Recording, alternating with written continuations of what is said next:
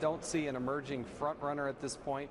You're going to have somebody who's able to raise $1 billion and convince the public, the majority of the public, that he's the right person for the job. If there is a void, I think Mitt Romney jumps into that or gets recruited to jump into that. No matter how hard he tries to deny it, Mitt Romney just cannot escape the specter of another run for the White House. Isn't there anybody else qualified and able to mount a real Republican run at the presidency? That and a few more midterms to dive into as well. Welcome back to MidPoint, political analyst and co-author of the best-selling new book, Power Grab, Obama's Dangerous Plan for a One-Party Nation, written with his wife, Eileen McGann. Pleasure to welcome Dick Morris back to MidPoint. Dick, always a pleasure, my friend. Thanks for joining us. Good to be here with you, Ed. Here we go now. Donald Trump goes after Mitt Romney, and he says that he had his chance and he blew it. No third time. Dick, there are those people who would say that Donald Trump, for once, has got it right on the dime. Do we really need a third shot for Mitt Romney? No, we don't. It would be terrible to go into the next election having to deal with the kind of baggage that Romney has. Let me be clear that Romney has an exemplary record in business. But because he was so incompetent in answering the attacks that were made on him about Bain Capital, he has a terrible reputation now. And that comment about 47% will be used against him up and down.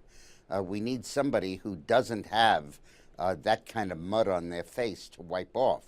It's hard enough to elect a president, much less to repair a damaged product. Then is not Romney doing a disservice to the Republican Party if he doesn't come right out and say, that's it, I'm not going to run, you want me to help, that's fine, but let's stop this right now? Well, he has a couple of times. His wife even said, we're done, done, done. But obviously the more he campaigns in the midterms, which is laudable, campaigning for different candidates, the more speculation it feeds. But right now I think it's important to focus on the midterms. I don't think I don't believe Romney will be the front runner in this contest. He won't be the front runner, but again comes a question too, and we are going to talk about the midterms as well. But from your opinion then, and it's the question that many people are asking, let's take Mitt Romney completely out of this equation whatsoever. Take him out. Who then is, and sometimes we want to know who the top one or two are, but maybe even that candidate we haven't heard of yet, who might be able to sneak in there and might be the right person for this party. Isn't that still what the Republicans are looking for? No, that's not the Republican way. They only nominate people who've been tried and true. The Democrats go with this last-minute thing like Obama, but Republicans tend not to. I think that with Romney out of it, it's Bush's choice at first.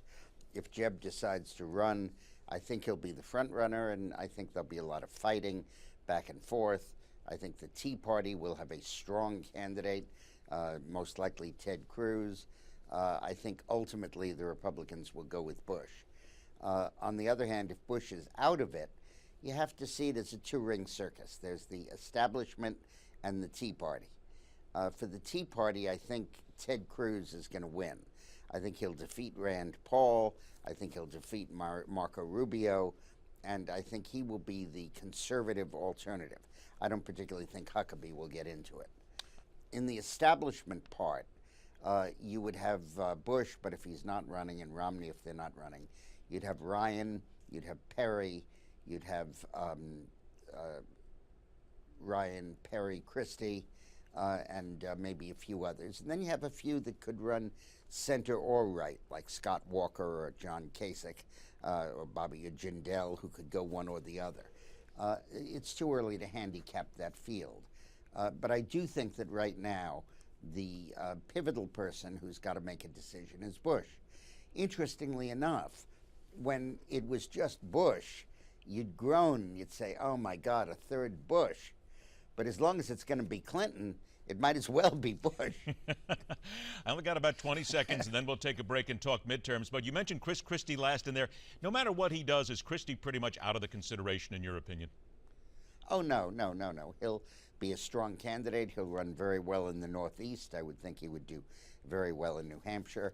I personally would oppose him because I largely blame him for Obama's re-election when he damn near endorsed him 3 days before Election Day. But apart from that, I think that, he's been a good governor. He's got a strong record, a boisterous and strong personality. and I do think he'll run. I'm not sure he'll play very well in the Midwest and stuff, but we'll see. I would tend to agree. Now, you mentioned Scott Walker. Stick around because Dick Morris is going to come back and join us on the other side of the break. We'll talk about Scott Walker, Wisconsin, and some of the midterms when we continue right here on MidPoint.